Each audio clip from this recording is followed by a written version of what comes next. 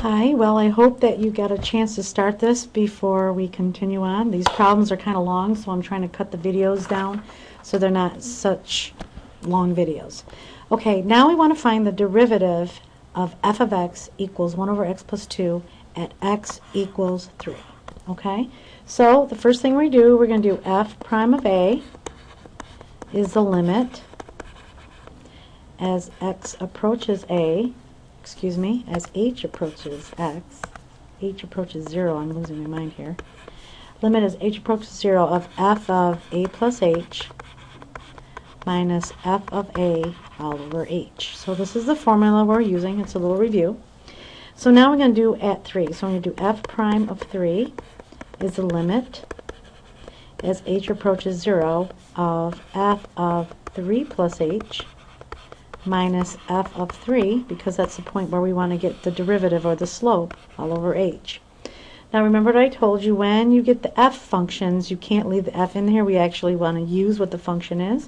So we're going to do f prime of 3 is the limit as h approaches 0 of 1 over, and I'm going to put the 3 plus h in this spot, 3 plus h plus 2. So all I did was use this function and I replaced 3 plus h wherever the x was, minus 1 over, and I'm going to actually subtract the function of 1 over, okay, 3 plus 2, it's a little crossed here, 1 over 3 plus 2 all over h. Okay, so this equals the limit as h approaches 0 of 1 over, and we can do h plus 5 because I can combine the 3 and the 2, minus 1 over 5 all over h. Okay, now when it gets like this should look kind of familiar to you. You say, well, this is a complex fraction. I can't put the 0 right in. If I do, I'll get 1/5 minus 1/5. I'll end up with 0 over 0. So we're going to have to use some algebra, and the algebraic technique we're going to use is to actually multiply everything by the common denominator. So we're going to multiply everything by, because this is over 1, 5 times h plus 5. 5 times h plus 5. 5 times h plus 5. So there's our common denominator. Okay, so when we do that, we get back to, I'm going to go back to black here. We're going to, this will cancel out.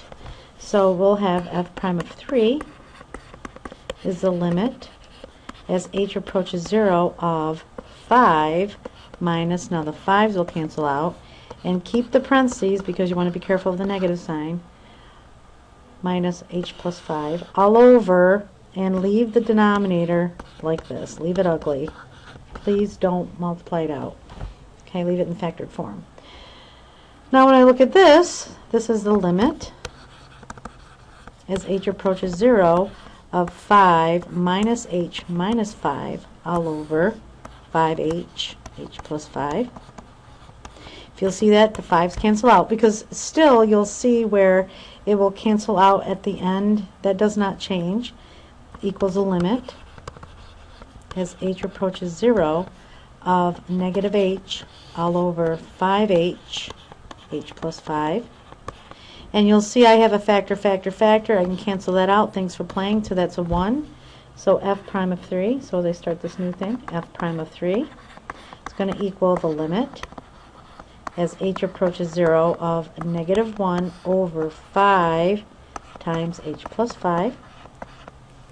Let me erase this little mark here. Now I look and see, can I substitute the 0 in? And yes, I can. Equals negative 1 over 5 times 0 plus 5, or negative 1 over 25. So you just found the derivative to be negative 1 over 25, or the slope, if you will. Okay? And we finished that one. So that one kind of gives you a little bit of algebra when you have to do complex fractions. All right, now let's try trig 1. And I have this example 4 here. And I have f of x equals sine x, and it looks good to me because sine starts at midline. It's going to go up to 1, down to 0, negative 1, and 0. So there's our sine curve. So here I'm going to be asking you some questions regarding this, and I'll say, is the derivative of f of x equals sine x at x equals pi So right in this area right here, x equals pi, is it positive, negative, or 0? Okay, and if you look at it, at pi, if I were to draw like a tangent line, okay, and if I were to draw it like this a little bit, you'd see that at pi, it looks like the slope of that tangent line would be negative, so the answer would be negative. Okay. Then the next thing it says, is the derivative of this function at x equals 2 pi positive, negative, or 0? So I'm going to look at it here at 2 pi. It's right here. And if I were going to draw a tangent line to that spot at that curve, it looks like it's going this way, so I would say that's positive, because that's a positive slope. Okay. Now the next one is at pi over 2. What is it? So I look at pi over 2 and I look at my curve, and if I was drawing a tangent line to the curve, it would look just like that. And I go, what is the slope of that line? Well, the slope of that line is 0, because the slope at that one point is 0. So on these, basically you're think slopes. What's the slope doing? Because slopes and derivatives, because derivative, if you hear the word derivative, it's rate of change or slopes. Okay? All right, let's look at the one at the bottom of this page. Find the derivative of f to the x, find the derivative of the function of x of 5 to the x at x equals 0. And if I say the word here numerically, that means you're going to use your calculator. Okay, so you're going to use a calculator. That means you don't know the algebra yet. And then we got to find the equation of the tangent line also. Okay, so let's look at finding the derivative of that first. And it's going to be at x equals 0. So I'm going to write down my formula. F prime of a is the limit as h approaches 0 of f of a plus h minus f of a all over h. Now we're going to use this formula right here, so now I've got to plug that into my equation. So, and we're looking at 0, so we're going to find f prime of 0 is the limit as h approaches 0 of f of 0 plus h minus f of 0 all over h. Now we do know the formula. The formula, or the function, is 5 to the x. So it's the limit as h approaches 0. And so if it's 5 to the x, if it's 0 plus h, I have to put in that spot. So it's 5 to the 0 plus h minus 5 to the 0 all over h, which is the limit as h approaches 0 of 5 to the h minus, and anything to the 0 power is 1 all over h. Now, there's really no algebra to do with this, so we're going to do this numerically or on our calculator. So this is where you're going to graph and do a little table here. So let's set it up before I switch it over to the graph. So we are going to be getting very, very, very close to, because h is approaching 0. This is what you want to concentrate on when you do your table.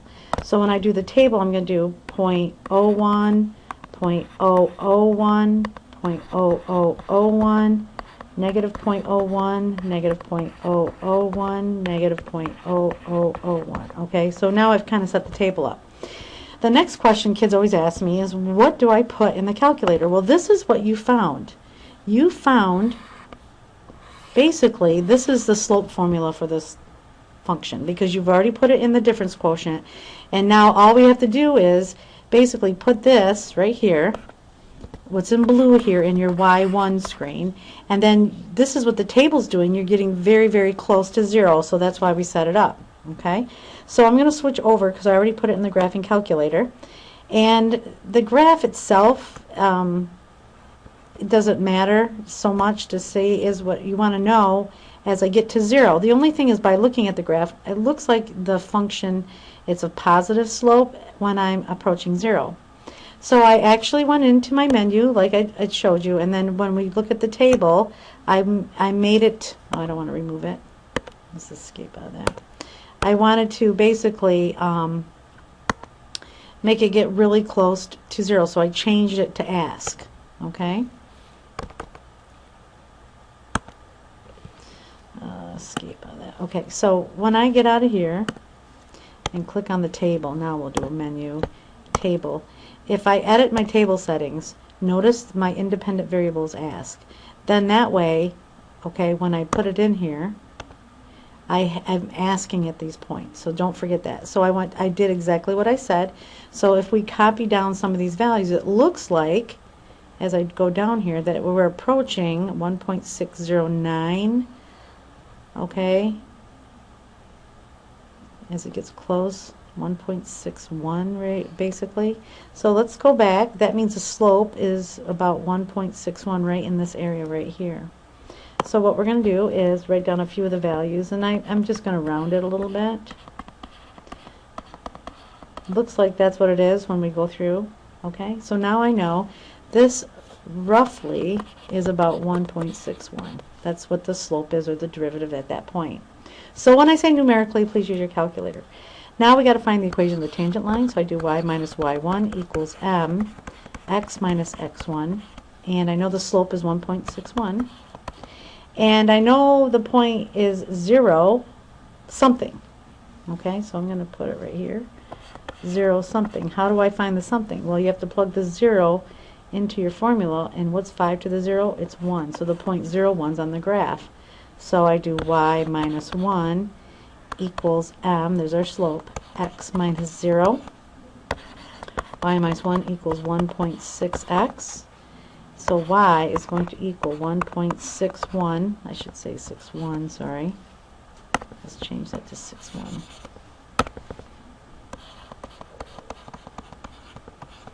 Let's change this to 1.61.